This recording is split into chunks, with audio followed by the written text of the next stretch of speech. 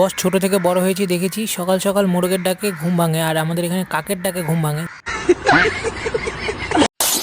Hello guys, good morning সকলকে। আশা করি তোমরা প্রত্যেকে ভালো আছো, সুস্থ আছো। নিজেদের পরিবার পরিজনকে নিয়ে বড়দেরকে আমার তরফ থেকে প্রণাম জানাই, ছোটদেরকে প্রচুর প্রচুর ভালোবাসা রইলে এই ভিডিওর মাধ্যমে। আশা করি তোমরা প্রত্যেকে ভালো থাকবে, সুস্থ থাকবে। তো আজকে হলো ফাইনালি সেই দিন চলে এসেছে। আজকে হলো ছাদ ঢালাই, আজকে হলো বুধবার। তো সকাল সকাল ঘুম থেকে উঠে পড়েছি 6টা নাগাদ।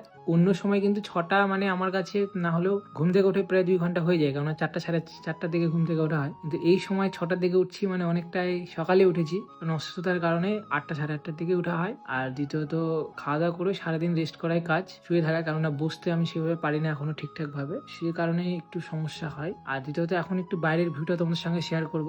আর প্রচুর পরিমাণে আছে কুয়াশা পড়ছে, ঠান্ডা কিন্তু বেজায় পড়েছে। আর সম্ভবত আজকে মানে সূর্য মামা দেখা পাওয়া যাবে, কেননা কুয়াশা যে লেভেলের পড়ছে সকাল সকাল। আর এখন বাইরের ভিউটা দেখানোর পর তোমাদেরকে কিচেন রুমে নিয়ে যাবো। তো চলো তোমাদের সঙ্গে বাইরের ভিউটা শেয়ার করা যাক।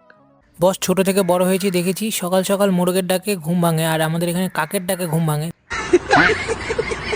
এদিকে দেখতে পাচ্ছ ছাদ ঢালের মেশিন এনে রাখা রয়েছে অলরেডি। বহু বাধা বিপত্তি অতিক্রমণ করার পর চলে এসেছি ফাইনালি কিচেন রুমে। তো এখানে দেখতে পাচ্ছ বৌদিভাই পেঁয়াজ কাটছে, তার পাশাপাশি হালকা করে কান্নাও করে দিচ্ছে। এটাকে অ্যাকচুয়ালি কান্না করা বলা চলে না, এই পেঁয়াজ কাটতে গেলে চোখ দিয়ে জল বেরোয়। এই তার পাশাপাশি একটু করে ফ্যালকা মারিনি হাসিও দিয়ে দিচ্ছে।